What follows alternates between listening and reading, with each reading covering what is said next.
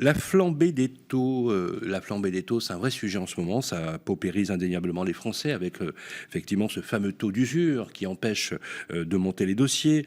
L'inflation, bien sûr que le pouvoir d'achat aujourd'hui, avec notamment l'immobilier, le logement qui est le premier poste de dépense, c'est donc forcément plus difficile lorsqu'il s'agit d'un premier achat qu'on appelle la primo-accession. Existe-t-il des solutions pour pallier ce manque? Par quel biais étoffer son financement? Élément de réponse avec notre invité. Saskia Ficelle, bonjour. Bonjour. On dit Ficelle. Ficelle. Merci d'avoir accepté notre invitation. Vous êtes cofondatrice de Virgile. On va essayer de contextualiser, si vous voulez bien, dans un premier temps. Est-ce que le primo-accédant est la cible, on va dire, principale du business model de Virgile? Alors, plus généralement, en fait, Virgile, c'est parti d'un constat qui est global et qui vise tout premièrement les primo-accédants, mais pas seulement.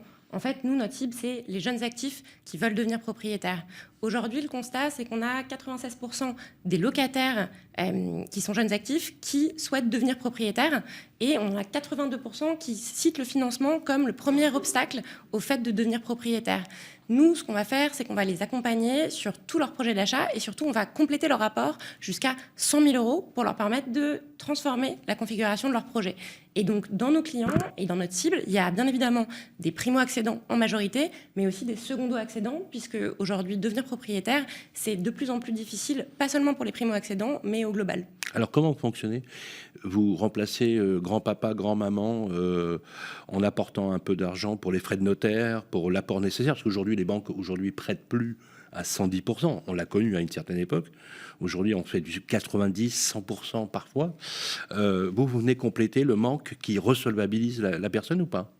Alors, on va compléter l'apport, effectivement. Donc, jusqu'à 100 000 euros, on va venir compléter le financement. Mais plus que solvabiliser simplement le projet, on va élargir l'univers des possibles.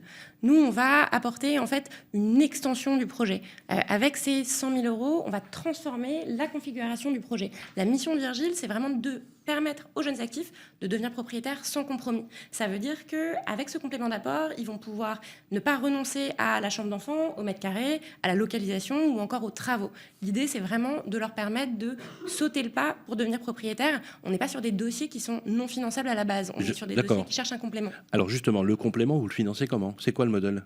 Alors, on investit cet apport à leur côté. Donc ça s'appelle du co-investissement. C'est un modèle qui est totalement inédit, révolutionnaire. Et l'idée, c'est vraiment... C'est pas de l'indivision, vous n'êtes pas propriétaire. C'est un co-investissement.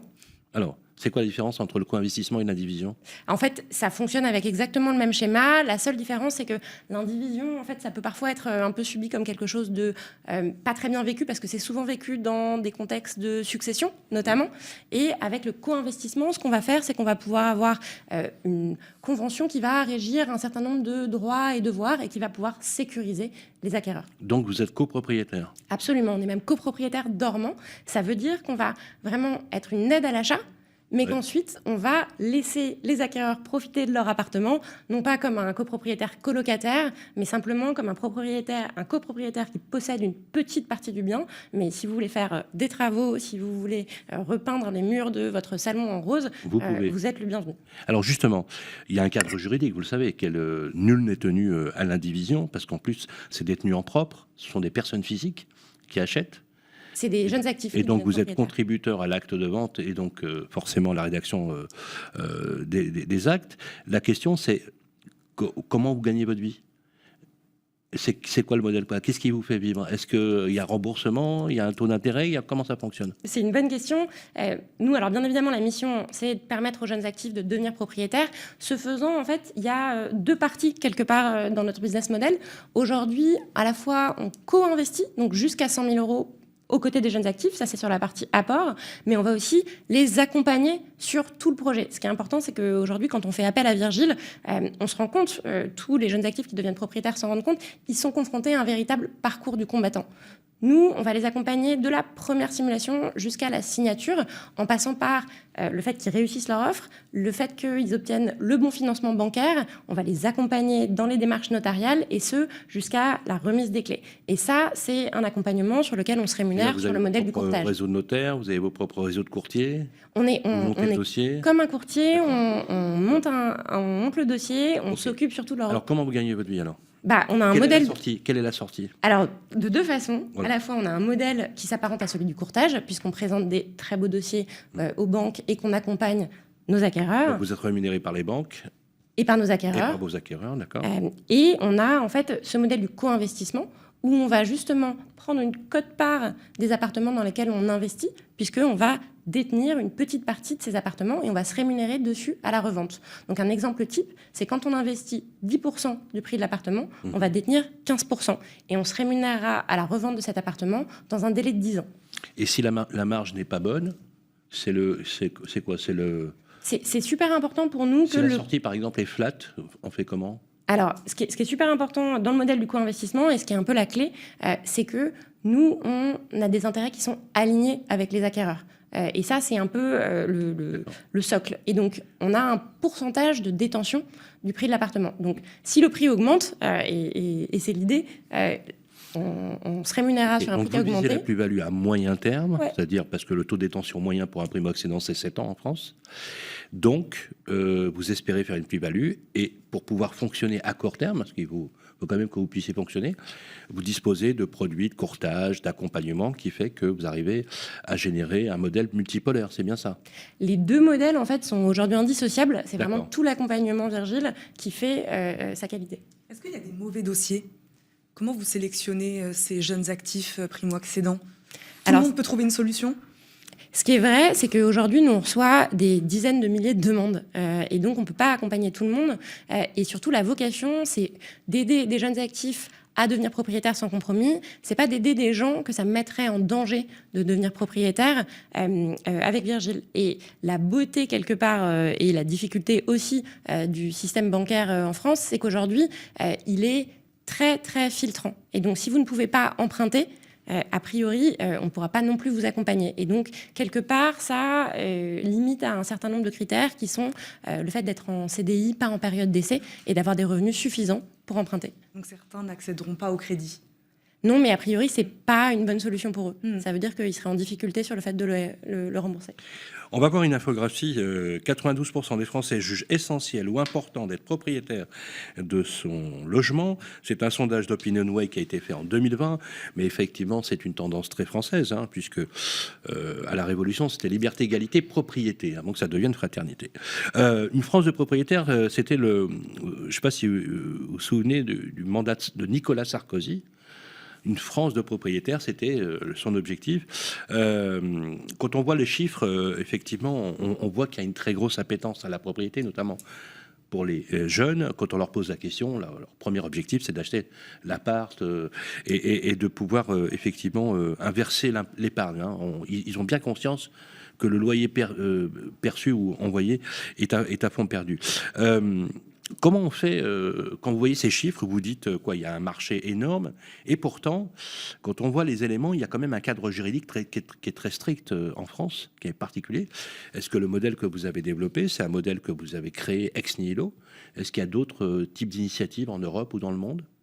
Ce qui est sûr, c'est qu'aujourd'hui, l'accès à la propriété des jeunes actifs, c'est un problème global dans toutes les grandes villes développées. On a en fait des grandes villes où les jeunes travaillent et où ils veulent pouvoir se loger sans être obligés de voir s'évaporer chaque mois 40% de leurs revenus dans leur loyer. Et donc ces 40%, ils veulent le transformer en épargne.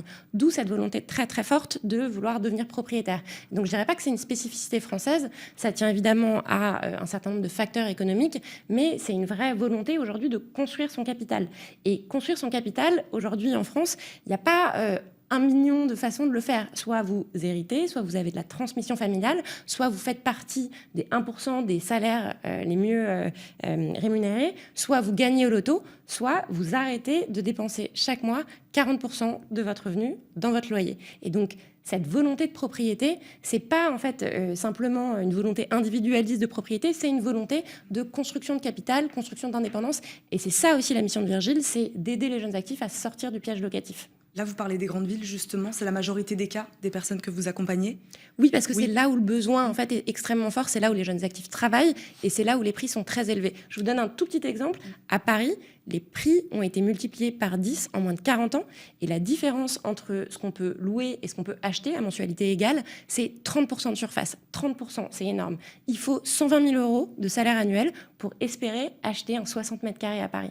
Donc, sans aide familiale ou sans complément d'apport, comme Virgile, c'est impossible de devenir propriétaire. Ah oui, oui, je suis absolument d'accord avec vous. D'ailleurs, c'est intéressant puisque votre solution, elle est... Alors justement, comment vous financez tous ces apports? Est-ce que vous avez, vous êtes accrédité à l'AMF? Vous avez une carte CIF?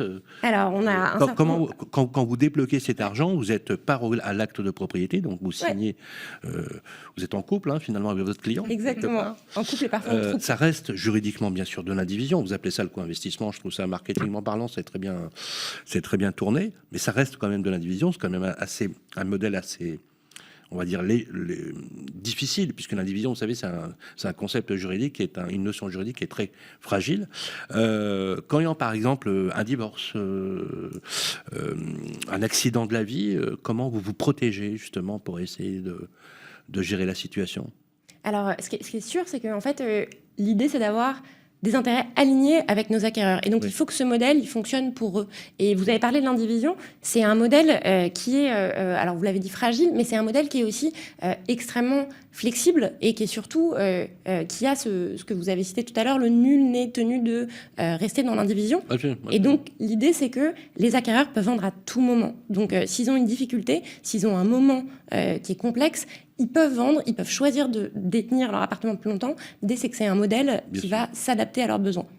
Mais alors justement, comment les fonds sont générés qui vous permettent d'allouer les actifs et les fonds? La réalité... Vous êtes tiers auxiliaire distributeur d'un établissement bancaire.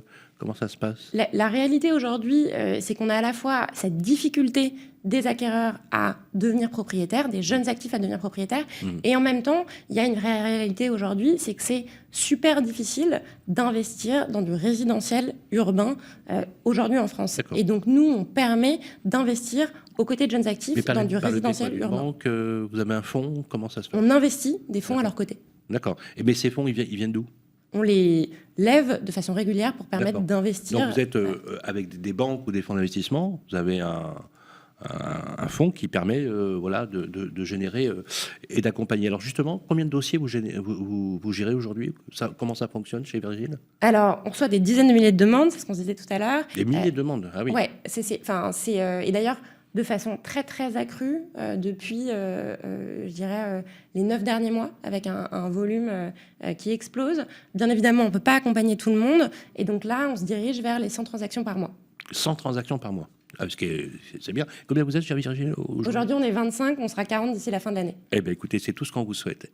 Merci beaucoup Saskia Fizel d'avoir répondu à nos questions aujourd'hui, de nous avoir présenté votre solution. Virgile, je rappelle que vous êtes la cofondatrice de Virgile. Merci beaucoup de nous avoir accompagnés. Merci Sylvain. Merci Eva. On se retrouve tout de suite dans la suite de la Côte Imo.